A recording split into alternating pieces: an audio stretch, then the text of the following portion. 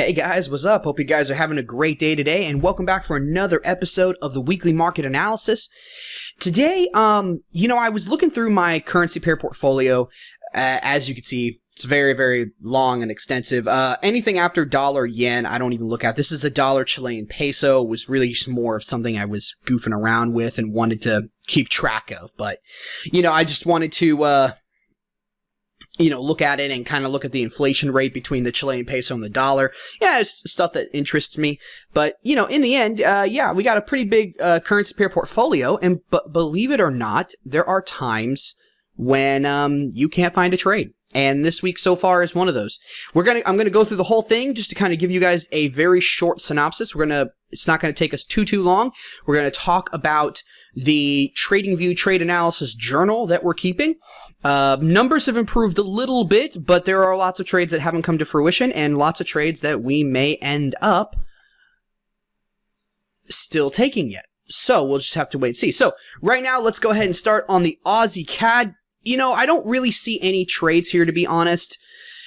The more I look at this, in reality, I guess I could draw my fib retracement tool from the swing low to the swing high, but to be honest, I think that's minor structure. I would prefer to draw from a bigger structure point, maybe down here.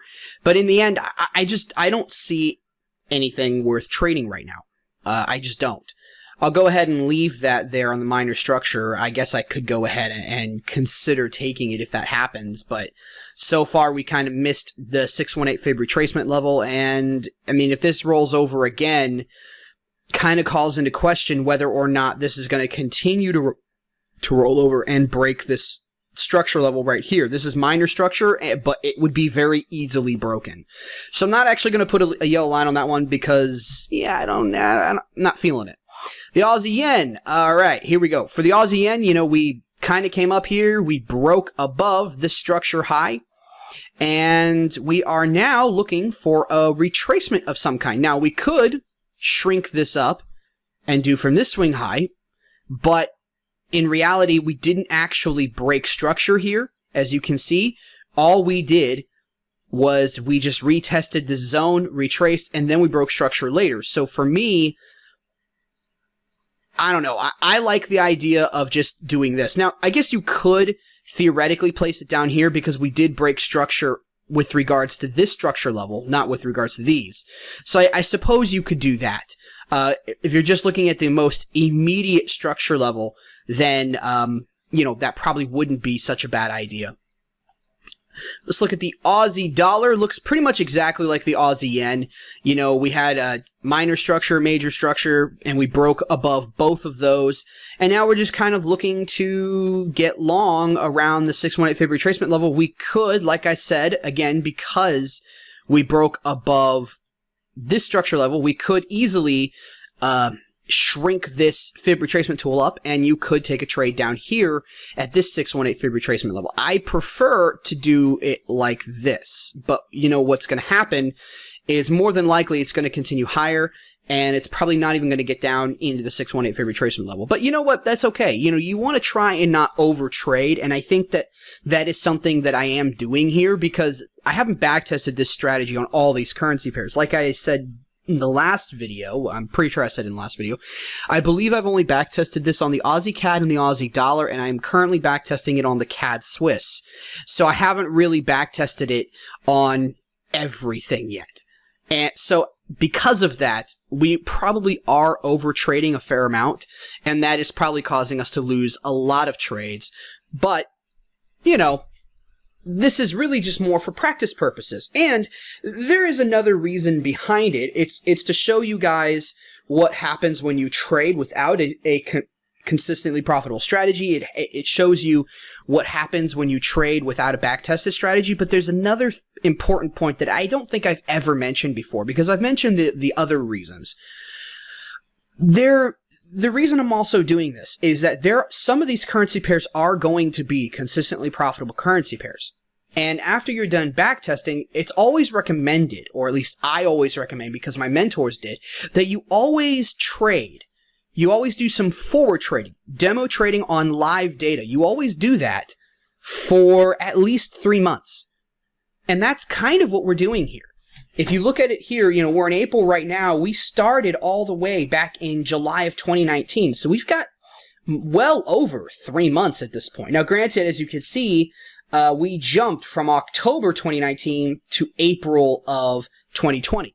That was largely because I had a daughter, my very, very first child. My wife and I had our very first child, and she was born in October. She was born on October 17th, a little earlier than what was estimated. And yeah, I wasn't able to touch trading. I hadn't touched anything for several months later. So that's kind of why there's a big gap there. I mean, there was tons of trading that occurred between those 2 dates that I simply just missed. But that's okay. Again, this isn't real money. This is just trade analysis. This is just practice, okay? This isn't real money. Oh, I'm sorry. You guys weren't even looking at that. Let me go up here and show you right here these 2 dates. October 10th was the last trade I took right before my daughter was born, and then I didn't even come back until April 7th. So unfortunately, that's what happened. I do wish that I hadn't done that because there was so much trading that had occurred in the middle there, but man, it's my first time I had a child, and I have to say it was and still is not necessarily what I would classify as the easiest thing.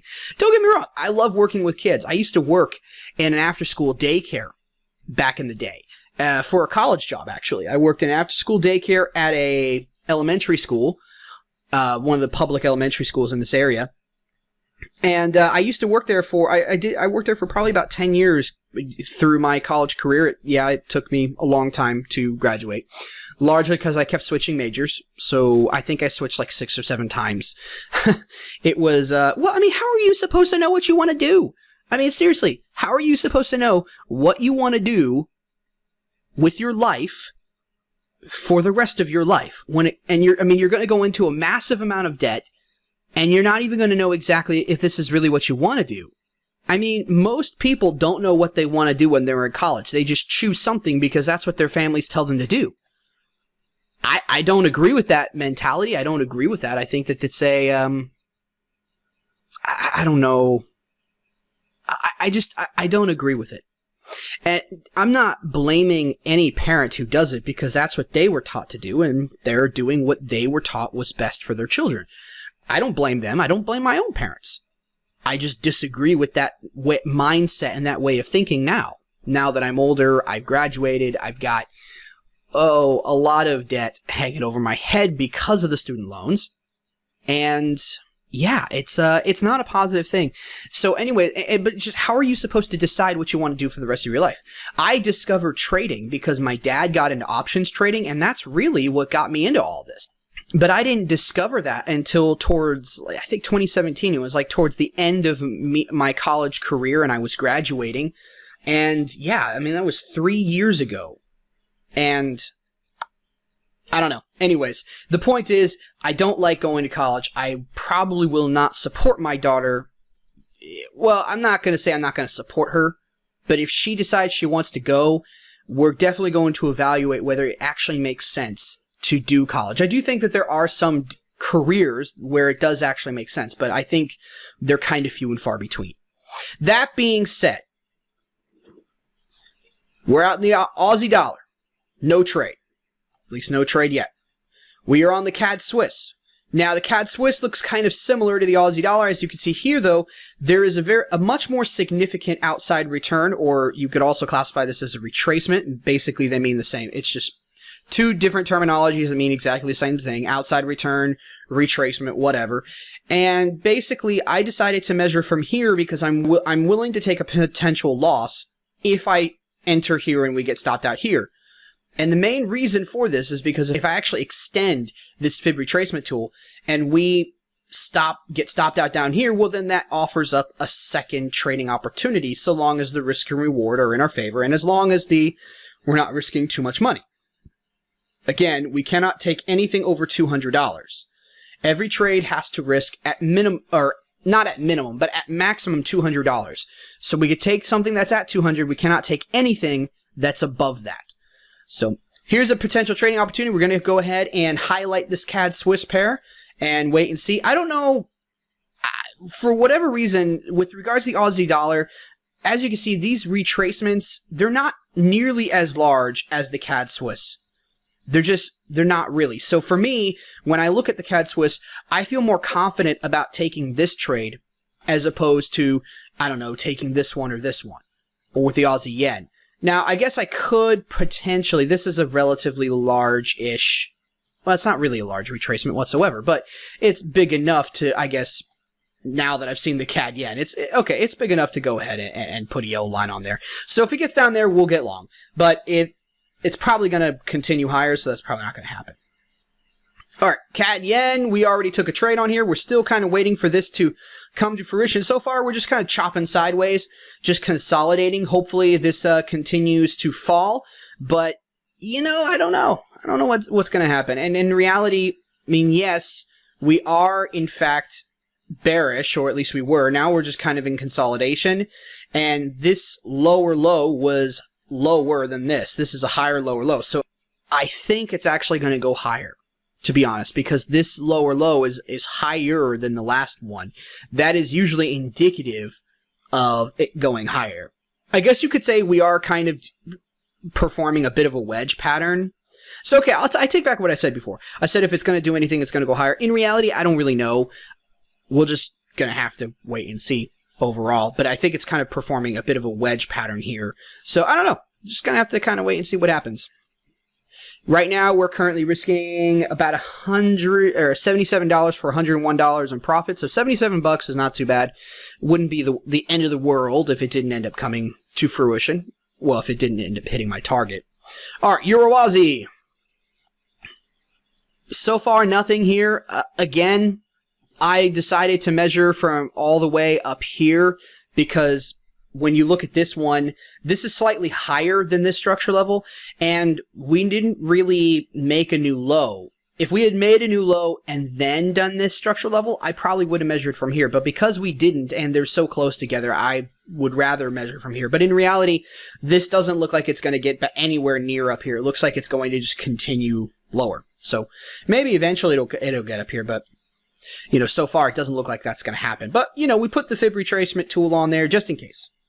Euro Cad, same kind of scenario, although it's a little lower now. No trade yet, but again, you know, now we did make a new lower low, lower close here with regards to this structure level, but not with regards to this. We kind of bounced off here, found support, and then now we're still kind of just playing around this support level.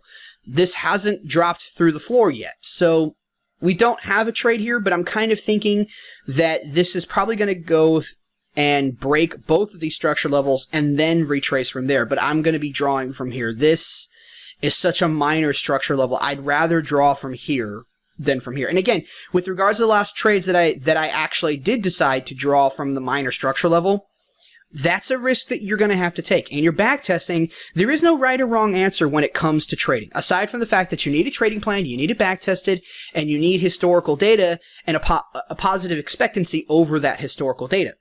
Aside from those key points, there isn't a right or wrong way to trade.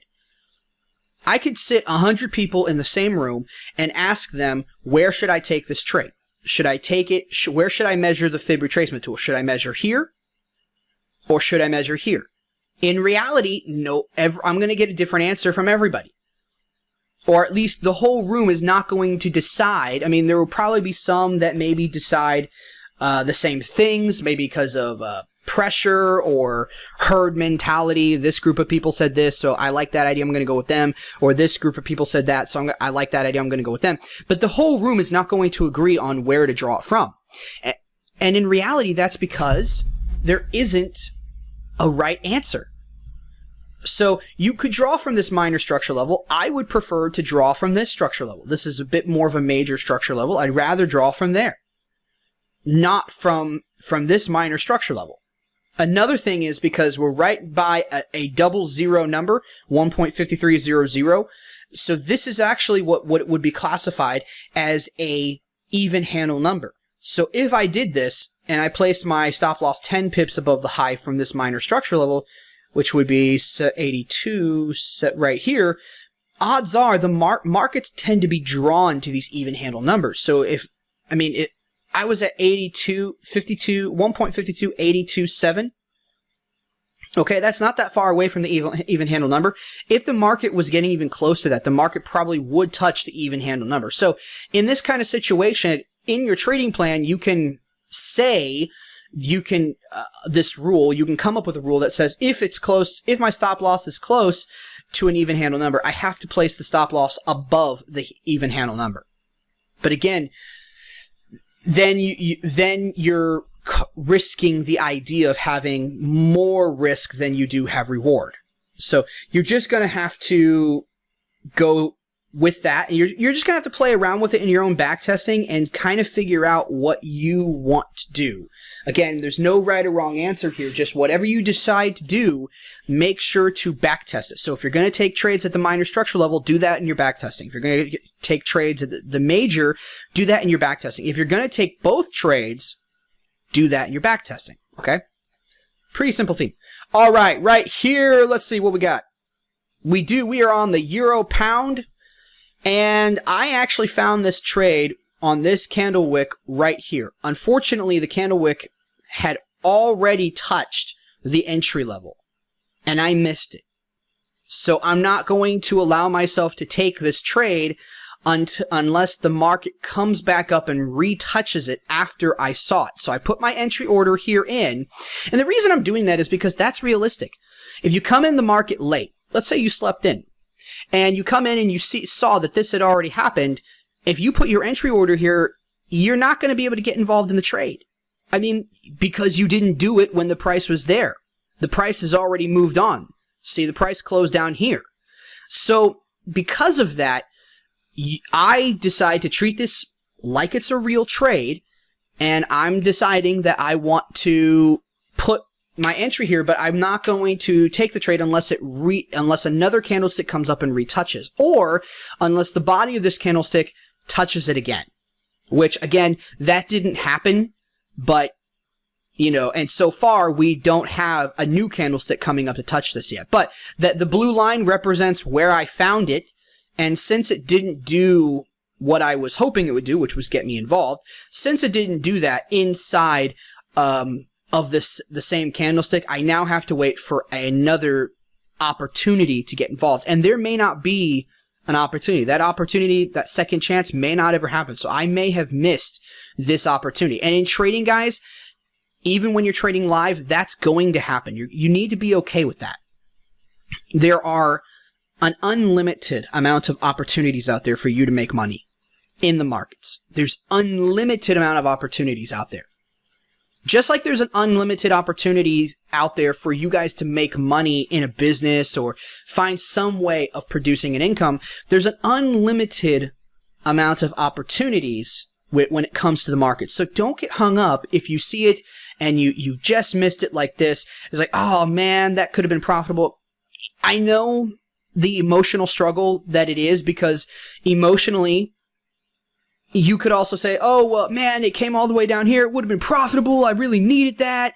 My account started at 3,000. I'm at like, what is my account at? 2769. And oh man, and you can do that all day long. You're just torturing yourself. It's not worth it.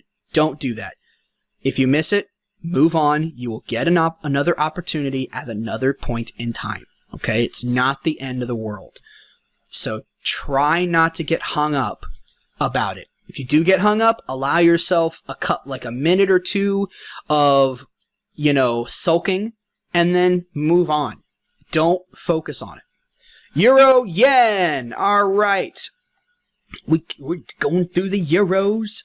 All right, right now, euro yen is looking like it might come up here. Had a bit of a retracement. Didn't really get all the way back, but we may still yet come back. We may still yet be able to take this trade. So again, I measured my fib retracement tool from this swing high to this swing low, as you can clearly see.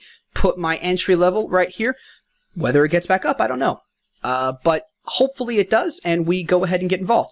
The reason I chose this level was because we had a lower high, and then we closed below, making a new lower low, another new lower high, new lower low, And then we kind of retested and we came back up here. So you could make the argument that I should have drawn my fib retracement tool over here, but I think this would have been just as fine of a place to draw it from. You know, this is a fairly large retracement area that occurred. So this is also a fairly large retracement too, but I like this one as well. So I don't know, my eyes see it here. Again, place 100 people in the same room. Some people are going to say there. Again, just try to be consistent in your back testing and your forward testing. That's the best thing that you can do.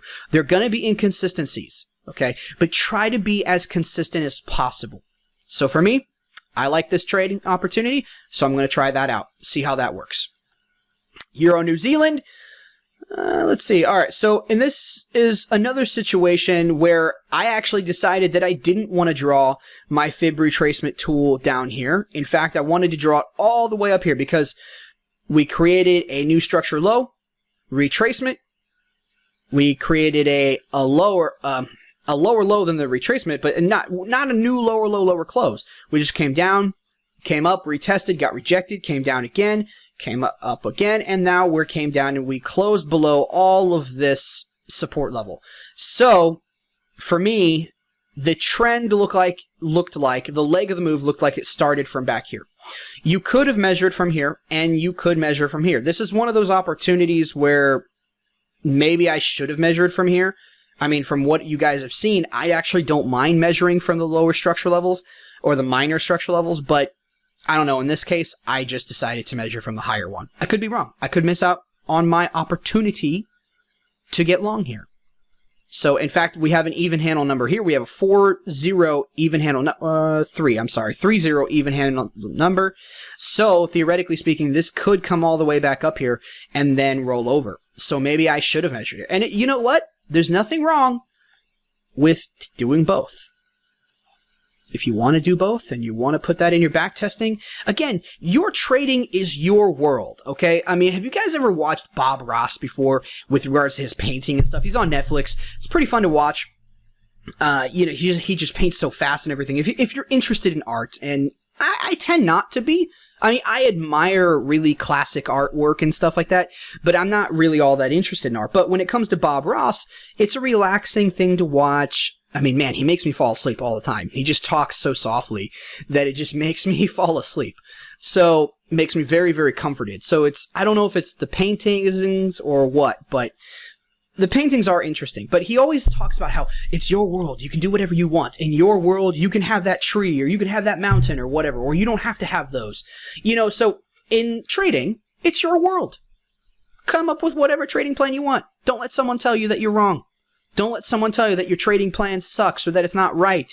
In the end, as long as you back tested it, and as long as, you know, you came up with a trading plan, back tested it, you have a positive expectancy over historical data, and you're trading it and it's profitable, then, you know, screw everyone else.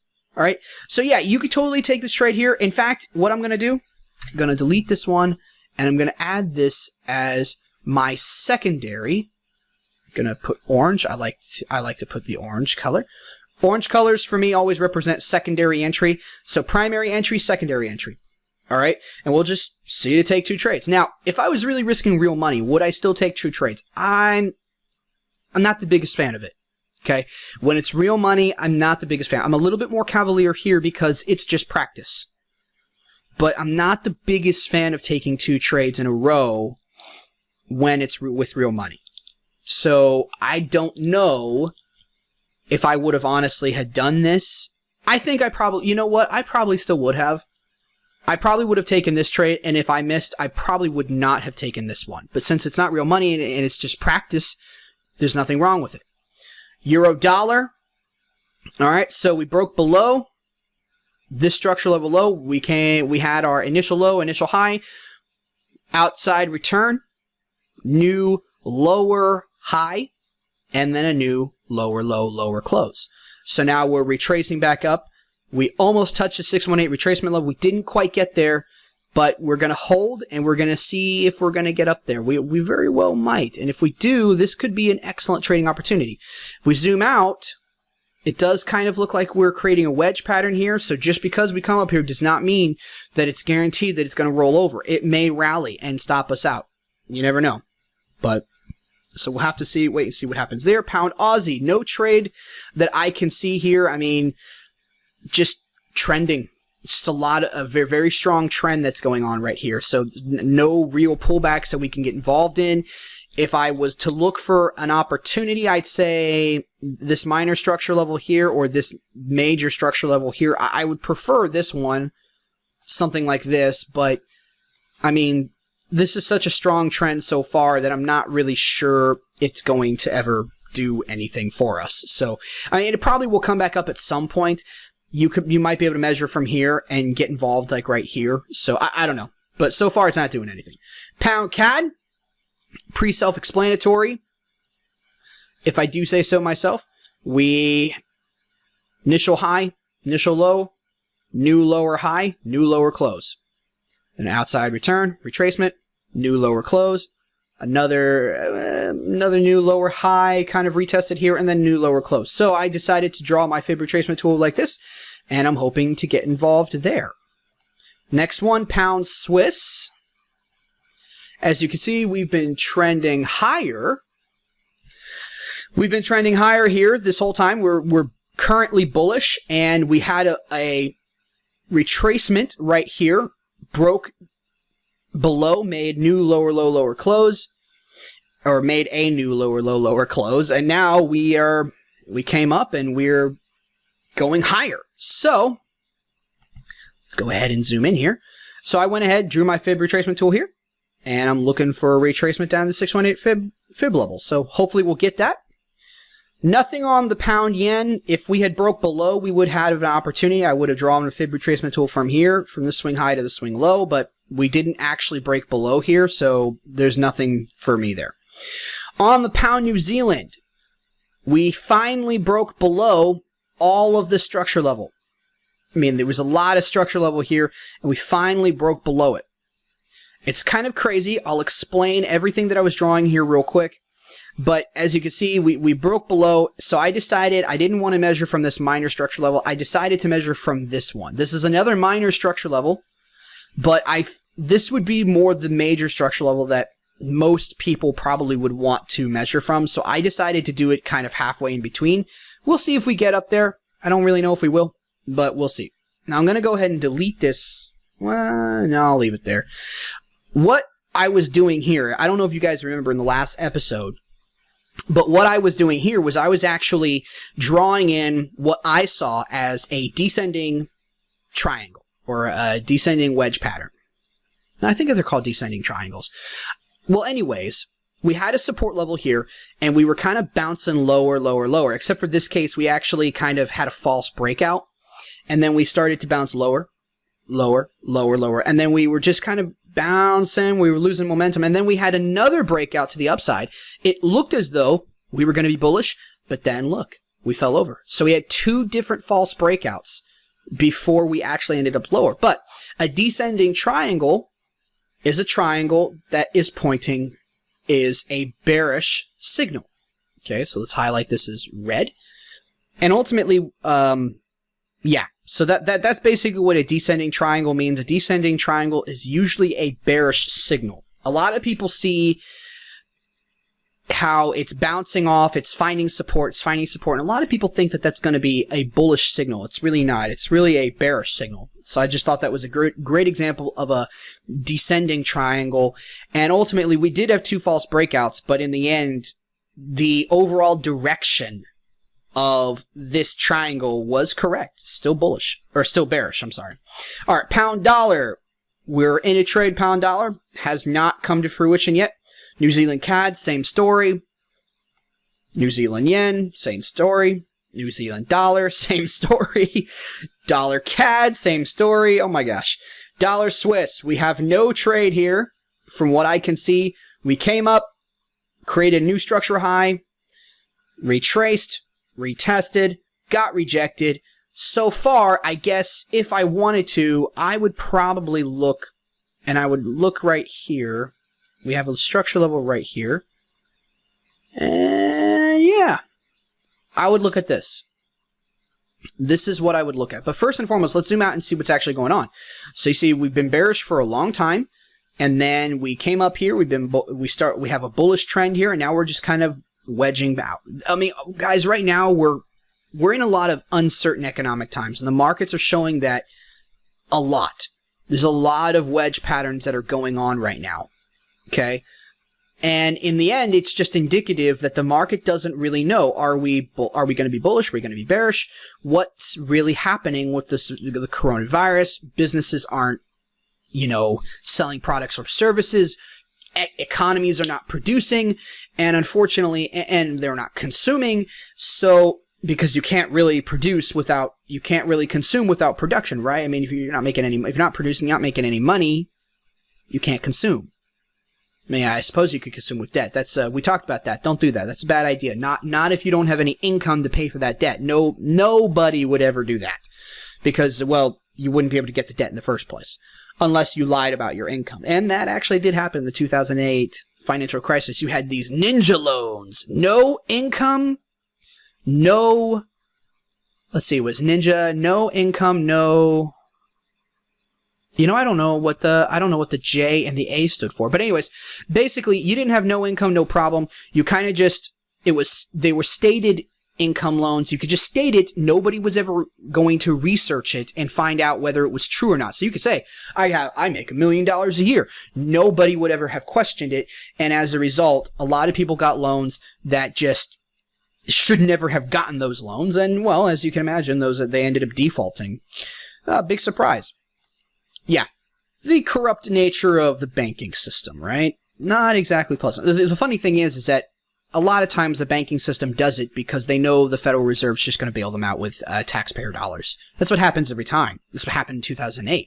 They take these ridiculous risks by lending money to people that have no hopes of ever paying it back.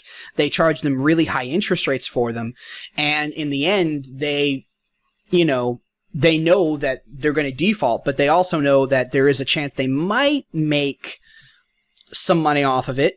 But in the end, they also know that the Federal Reserve is just going to bail them out. This happened. And a lot of times, it's also government policies and regulations that sometimes contribute to the banks and force the banks to lend out money to people that can't really afford it. But anyways, that's another story for another time. Again, we are wedging out here. We got a wedge pattern. Basically, that means market determines market uncertainty, and yeah, nothing we can do but kind of sit back and wait. I'm not going to put an entry. I don't know. Some of me does want to put an entry here, but because we're kind of wedging out, we got a wedge pattern. I'm not sure what I want to do with it. I'm just going to leave that there. I'm not feeling too comfortable with it. I don't know why. Just not. All right. And here we go. Dollar, yen, last currency pair for today. Let's see. Okay, so far, we were bullish, and then we crashed this year. And now we came all the way back up, just kind of whipsawing left and right, or up and down, not left and right. What am I saying? And then just kind of coming down. Well, what I saw here was that we made a new structure low. So I decided to do a fib retracement all the way up here. And kind of like last time, I'm okay with doing this. It's a little lower than the other one, as you can see. There we go. Secondary entry, primary entry. So we'll see what happens here. We had a initial high, initial low, new lower low, or new lower high, new structure low. So we had an ABCD pattern. We haven't really talked about that, but this looks like an ABCD pattern, and which is really more of a harmonic movement. Harmonic movements are where we have very similar in terms of the size of movements here. Actually, oh, don't want that. Let's see, we're going to clone and take that right here. Okay, so not quite a harmonic movement, but this can help us decide where the market's going to go. It's probably going to continue to go lower at some point. Now, it may end up getting up here and getting us involved. It may not. We're just going to have to wait and see. A harmonic movement is two movements that are the same measurements in a row. Or sometimes it could be 3. I don't know, but I'm pretty sure sometimes it can be 4. But that's generally what a harmonic movement is. When I create my Forex or my Trading 101 Basics course that I will offer for free, which is something I plan to do out in the future, I will include harmonic movements in that course, and we'll talk a little bit more about that more in detail, but not really the purview of this episode. All right. That being said, let's go ahead and look at the Trade Analysis Journal. So far, we're at 2,700. One of our trades came to fruition. It was the Euro New Zealand. We ended up making money off of it, so that was great. $272 for $186 worth of risk. Not bad at all. And it boosted us to 2,700. Unfortunately, the Euro Cad also came to fruition as well. And was it the Euro Cad? No, I'm sorry. It wasn't the Euro Cad. Not today. It was the Pound Cad. Pound Cad came to fruition, and we ended up losing $149. So, gain 272, lose 149, right? It just sucks when that kind of stuff happens. It's like, well, what's the point? But again, it's an unback-tested trading plan, and it's just practice work, just to try to learn how to read the markets. You want to learn how to read the markets, you want to get really good at it, get yourself in the charts every single day. Best way to do it, guys. No joke. I mean, trading is like a sport, right? In a sport, you wouldn't just start to play basketball and say, okay, I'm ready, I can go pro now. No. If you're trading via, for the sport, you're going to be playing, you're going to be practicing constantly if you want to go pro. That's what you would do. So, trading is no different. Trading is absolutely no different. But I wanted to kind of talk with you guys about an interesting thing that I think is going on here. Let's see, let's pull up my website. But before we do, guys, if you haven't checked out the website yet, please make sure to go check it out. It's newmillenniumwealth.com. I will post a link in the description below so you don't have to type that whole thing in there. Really what I wanted to do was I wanted to say next generation wealth. So become the next generation in your family to become wealthy. I thought that would be really cool. Or new generation wealth, like become the newest generation to achieve real wealth in your family. But that domain name was taken. So New Millennium Wealth, and the real concept is find a way to generate wealth that will last you for 1,000 years, millennium. Why 1,000 years? Because it sounded cool. It was an arbitrary number that it chose. It just sounded cool.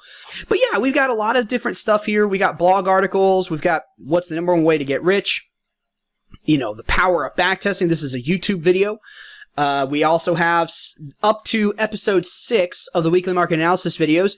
I haven't posted all of the episodes on the website. That's something I really need to get around to doing, but gosh, between content creation and backtesting, it's very difficult to do it. But guys, the purpose of this website is not to just get my ideas of trading and economics and personal finances out there. I tried doing retail arbitrage. Took so much time. I actually didn't have time to do both that trading and all the other stuff I was doing, so I had to drop it. But I did create a video telling you guys about it. You go check that out if you're interested. But and how to create a trading plan. This is one of my first videos. It's a good one. It's not the best, the highest quality that I would prefer, but it's not bad. The information there is good. Guys, I wanted to talk about one of the reasons I'm showing you this is not to just promote it, and it's not shameless self-promotion or whatever the term is, but the reason I wanted to do it is this is another way that I'm trying to make money and become financially free. One of the ways that there are multiple things that I'm doing. And like I said before, the world is full of an unlimited amount of opportunities to make money. I'm absolutely convinced that. Guys, money is just waiting out there for you. There's an unlimited amount of money and demand out there for what you have to offer. It's amazing. It really is. We live in one of the most amazing times in human history, and you can do it all from the seat of your computer. Now, some of you might like working with your hands. That's great, but you can make a ton of money. and you can become financially free. You can control the source of your income. And that's the only way to truly become free in this world.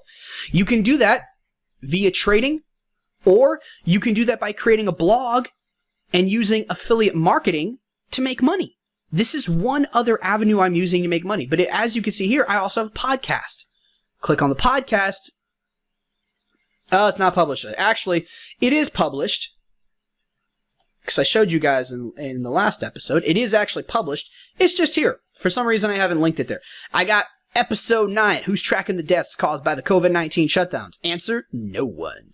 Actually, it's very true. People die during financial crises. And unfortunately, when you're causing a financial crisis due to the shutdowns, it's going to cause more deaths. So you have to ask yourself the question, does it justify, does the shutdown, the amount of lives that we think we're going to save with the shutdown, we don't know that we're saving, we think we're going to save, are those lives going to be higher than the amount of deaths that we're causing because of the economic shutdown? Honestly, nobody really knows. And we won't know till years later. And that's the general idea of this podcast episode. But yeah, so I got a podcast that I'm running. I'm trying to grow that, trying to grow the following there. Once that gets up and running, that's going to be making me money. You know, my website's going to be making me money. I'm doing a ton of different things. Trading is only one piece of that. And don't get me wrong, I love it. I love trading so much. I would never stop trading because it is my passion. It's something that I genuinely love. But it's not the only thing that I'm doing. There are so many ways to become financially free, guys. Seriously, there are so many ways to do it. Make a website. You can teach someone what you're doing. I'm not even a consistently profitable trader. Now, granted, I'm not making any money currently in my business, but I'm not even a consistently profitable trader, and yet I'm doing all this stuff. And yet I'm getting people who, they like my analysis, like you guys. Anyone who's watching this, you like my analysis. I'm hoping you do. If you're coming back here over and over and over again, you like what you're seeing. You like the honesty, the transparency. You like how I view the markets. You like how simple I make things. Maybe you like how I describe it. Maybe you just like my personality. But you don't have to be consistently profitable to start getting people to follow you, to like you. You don't have to be consistently profitable to help other people. Seeing your journey is helpful. You can make money by doing it, but more importantly than the money, you can help everybody else. You can help other people in their journey. They can become inspired. I mean, I think it's very inspiring to see someone who's posting their stuff despite the fact that they're not profitable. But I think you get a lot more value when you're watching somebody go from zero to hero type of thing, right? I mean, if you're watching somebody go from not being profitable at all to becoming profitable in the future, you get to see their journey.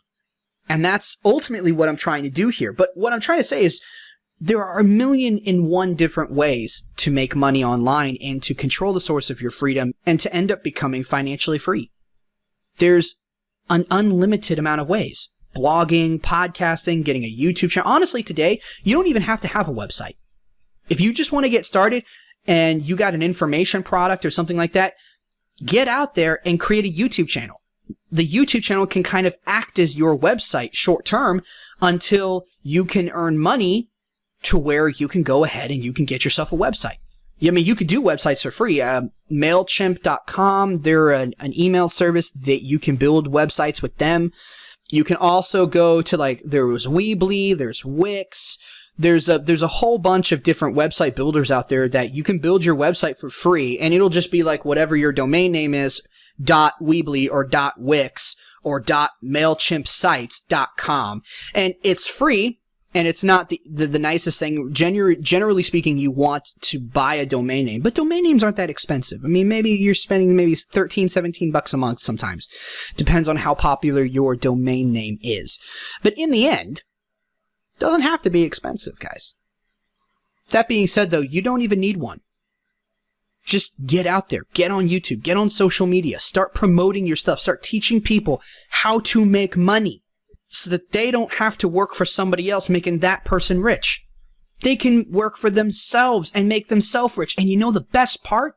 If you're doing it ethically, if you're doing it right, not only will you become rich, but you will help others become rich as well. You will help others enrich their lives and make them happy too.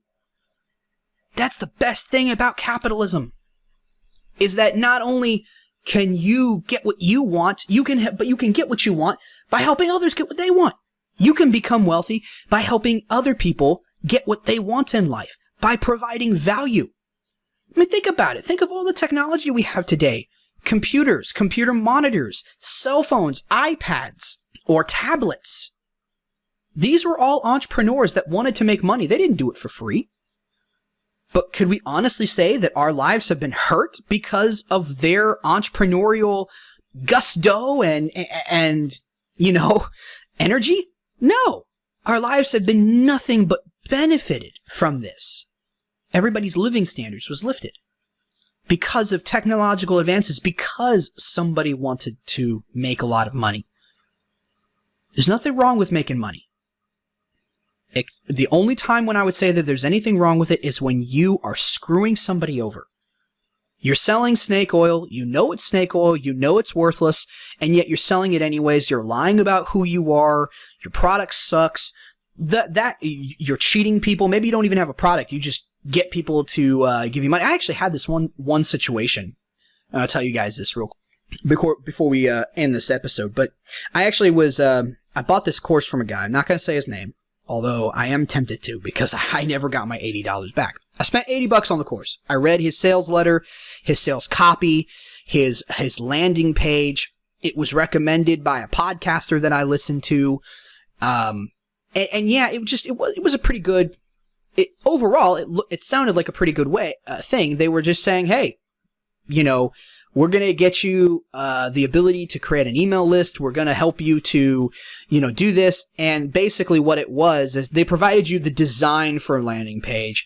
They provided you with PDF files that you would give people that somebody else wrote, and for an email list. So basically your value proposition.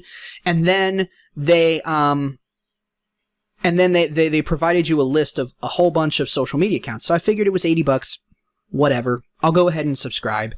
But the social media accounts hadn't even been created. You had to create your own social media accounts to blast it all over social media.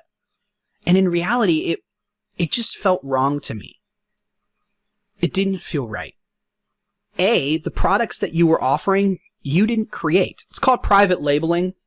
And I don't have an issue with other people doing it, but for me, I feel like there's an ethical conundrum there. I don't think it's okay to sell product that you didn't create, even if someone's giving you the permission to. At least, here's the thing. If you're going to sell it, be open and honest that you didn't create it. You bought the license, and this is a great course that I bought and I can sell, but it's actually somebody else teaching it, but it's a great course. Go ahead and buy it. If you're going to be honest about it like that, no trouble whatsoever. I have no problem with it.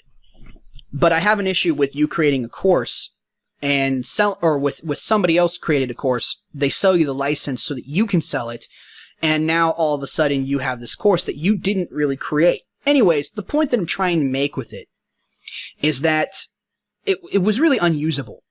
It really wasn't a high quality course. Granted, I spent $80. What did I expect? I asked for my money back. They said they had a 30-day money back guarantee. I asked for my money back, and guess what? Never got my money back. Never did. The product was crap. They said they had a money back guarantee, and I requested my money back. I sent them lots of emails. Never got my money back. I mean, they even tried to guilt trip me and say that, oh, well, this money was donated. And I'm like, oh, whatever. It's totally BS. And then I said, well, I still want my money back, and never heard back from anybody at all. So, I mean, hey, $80. Is it the end of the world? No. If they hadn't even given me a money-back guarantee, then I wouldn't have cared. I mean, it's not the money. It's the idea that if you're going to give a money-back guarantee, you need to give the money back. Otherwise, you're a cheat. You're unethical. And I hate that.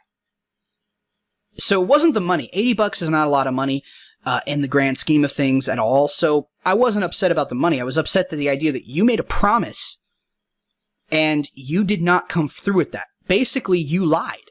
And guys, that way of making money First of all, the course was crap, by the way. The product was absolute garbage, which I guess, like I said, $80. What did I expect?